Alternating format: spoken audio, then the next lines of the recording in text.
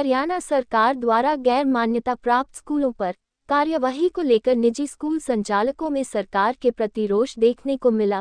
राज्य में कई स्कूलों को सील करने के कारण आज निजी स्कूल संचालक मुख्यमंत्री को ज्ञापन देने के लिए सोहना तावड़ू विधायक तेजपाल तंवर के कार्यालय पर जमा हुए। लोगों का कहना है कि बिना समय दिए सरकार उनके स्कूलों को सील कर रही है।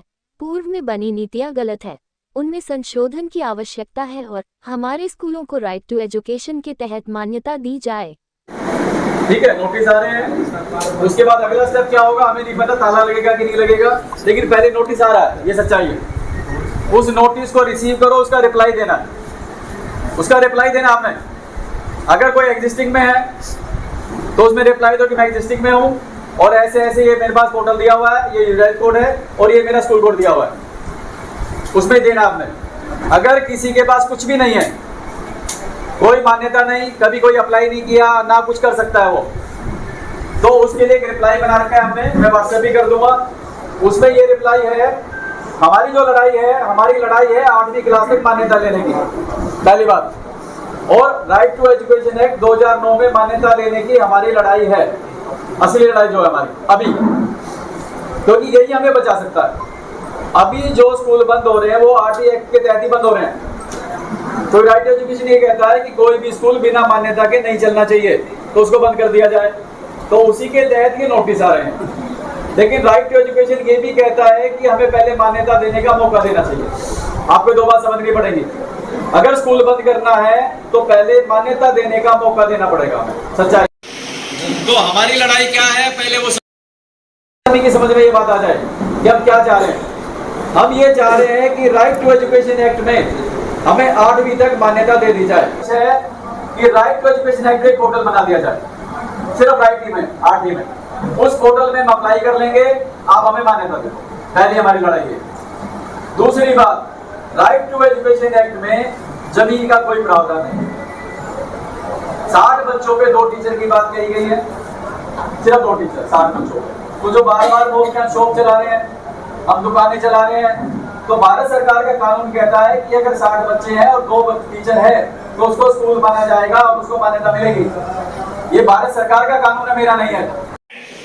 ये इस बात की गवाही है कि आप जिंदा हैं। हाँ, मैं ये नहीं कह रहा कि सांसें रुकी है या चल रही है, जिंदा है। कल मेरे पास मैडम का फोन आया था, यही बैठी है, मैंने बोला जी क्या हाल है, मैं कहा जी जिंदा हूँ। बोला ऐसे मायूस क्यों हो रहे हो, मैं कहा नहीं, मायूस होने वाली बात नहीं है। जो अन्याय अत्याचार के खिलाफ लड़ सकता है वही जिंदा है, जो आवाज उठा सकता है वही जिंदा है, जो अधिकारों की मांग कर सकता है वही जिंदा है, बाकी तो मरे हुए। तो आप लोग यहाँ पर आए, इसका मतलब इस बात का सबूत है कि आप लोग जिंदा हो। तो अपने लिए एक बार तालियां छोड़ बजाए। अब जिंदा होने के साथ साथ एक चीज की और जरूरत है। बड़ा डायलॉग फेमस हुआ था, मैं छोटे छोटे बच्चों में रहता हूँ तो मुझे याद रहती है ना, हाउ द जोश, हाउ द जोश। हाँ, ये जोश हाई रहना चाहिए। कानूनी तरीके राणा साहब ने बता दिए, मैं घना पढ़ा लिखा आदमी नहीं, कानून ज़्यादा नहीं जानता, सुन के ही सीख लेता हूँ। लेकिन एक चीज़ जानता हूँ मैं, अब जब सामने से आदमी हम पे अटैक कर रहा है तो उससे बचना कैसे है, और अगर जरूरत पड़े तो उसे मारना कैसे है। तो अब हमारी लड़ाई सिर्फ बचने की है, मारने की नहीं है। हथियार हमारे पास है, ढाल हमारे पास है, लोग हमारे पास हैं, तरीका हमारे पास है। कमी किस चीज़ की है, जो आप लोग अब पूरी कर रहे हो। हम इकट्ठा नहीं हुए थे, पिछले साल भी नोटिस दिए गए कुछ लोगों को, इस साल भी नोटिस दिए गए, लेकिन अब जब सब कुछ हो गया तो हम स्कूल छोड़ करके बाहर आए। सर, सबसे पहले आपका नाम जानना चाहेंगे। मेरा नाम डॉक्टर यशपाल यादव है और मैं हरियाणा शिक्षण संस्थान संगठन का प्रदेश अध्यक्ष हूँ। यशपाल जी, मुख्य प्रॉब्लम आप लोगों की क्या है, क्या सरकार से आप लोग चाहते हैं? सरकार जिस तरह से बिना मान्यता प्राप्त स्कूलों को बंद करने का जो आदेश जारी कर रही है, बार बार जाकर स्कूलों में नोटिस चिपका रही है, इस वक्त हमारा बच्चों पर कंसंट्रेशन करने का टाइम है। ये वक्त ऐसा होता है कि हमें बच्चों को गाइड करना होता है, कहाँ एडमिशन लेना है। आप एक कन्फ्यूजन की स्थिति पैदा कर रहे हो स्कूलों के बीच में और पेरेंट्स के बीच में कि सरकार कोई मैच्योरिटी का काम नहीं कर रही है, सरकार अनमैच्योरिटी का काम कर रही है। इस वक्त कोई भी पेरेंट्स है वो सोचता है मैं अपने बच्चे का एडमिशन फला स्कूल में कराऊं, फिर उसको लगता है कि ये स्कूल तो हो सकता है बिना मान्यता का हो, फिर वो अखबारों के माध्यम से ये कोशिश करते हैं कि ये स्कूल बिना मान्यता का, तो और कल को फिर यही सरकार उनको 1 साल का एक्सटेंशन दे देती है। मतलब कुल मिला के बात यह है कि बदनाम स्कूलों को जितना किया जाए उतना करने का सरकार प्रयास करती है, जो कि बिल्कुल अनुचित है। मैं इस बात के फेवर में बिल्कुल भी नहीं हूँ। शिक्षा का अधिकार, सभी को शिक्षा के अधिकार के बारे में क्या कहना है? शिक्षा का अधिकार राइट टू एजुकेशन एक्ट में संविधान के 86वें संशोधन में दिया गया है। चाहेंगे सबसे मैं डॉक्टर संदीप यादव जी, मैंने एक स्कूल चला रखा है यहाँ मारुतिगंज में, हरिओम इंटरनेशनल। संदीप जी, एक स्कूल की बात नहीं करे, हम कर रहे हैं बात हरियाणा के सभी स्कूलों की क्या प्रॉब्लम है और क्या विधायक जी ने आपको आश्वासन दिया? जैसे जी प्रॉब्लम जो है बच्चों की, हम सब जो स्कूल है वो आरटीई के तहत स्कूल सब चला रहे हैं।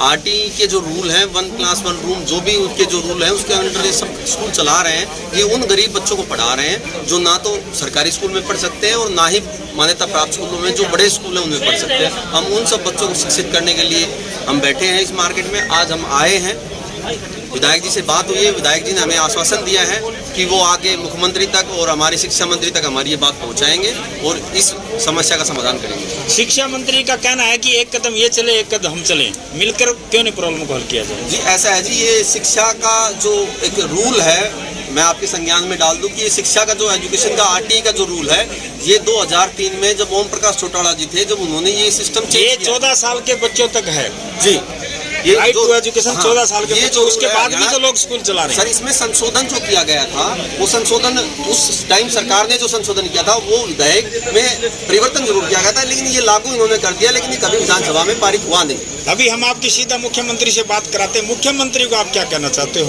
हमारी मुख्यमंत्री जी से एक ही निवेदन है कि जो भी आरटीई के रूल हैं उनके उन रूलों के तहत इन सब स्कूलों को कुछ राहत दी जाए और उस रूलों के ऊपर ही इन स्कूलों को मान्यता दी जाए।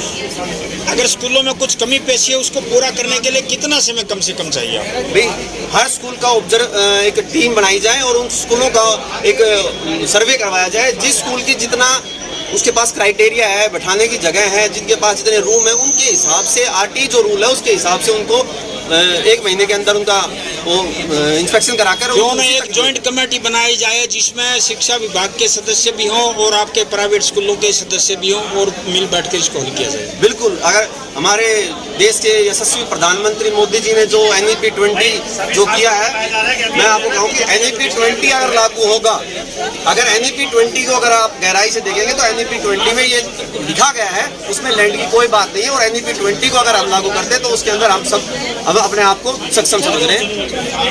आज जो सरकार है जो नोटिस दे रही है, आज आपके स्कूल को भी नोटिस में लगा, इसके बारे में आप क्या कहना चाहते हो और आगे क्या पहल रहेगी आपकी? नहीं, हमारी सबसे बड़ी तो ये है कि जो नोटिस दिया गया है उन नोटिस के जवाब देंगे हम सरकार को कि हम किसके अकॉर्डिंग कैसे हम स्कूल चला रहे हैं, हम आरटीई के अकॉर्डिंग हम स्कूल चला रहे हैं। और दूसरा मेरा ये है कि इस बात को हमें हमारे हरियाणा की विधानसभा में उठाया जाए और उसके ऊपर बहस की जाए और इसका संशोधन किया जाए। अगर आपकी मांगे ज़्यादा स्कूल संचालक आए हैं और एक यूनिटी में देखा गया है, आगे का आपका जो कदम है वो क्या रहेगा अगर यहाँ पर बात नहीं बनती है?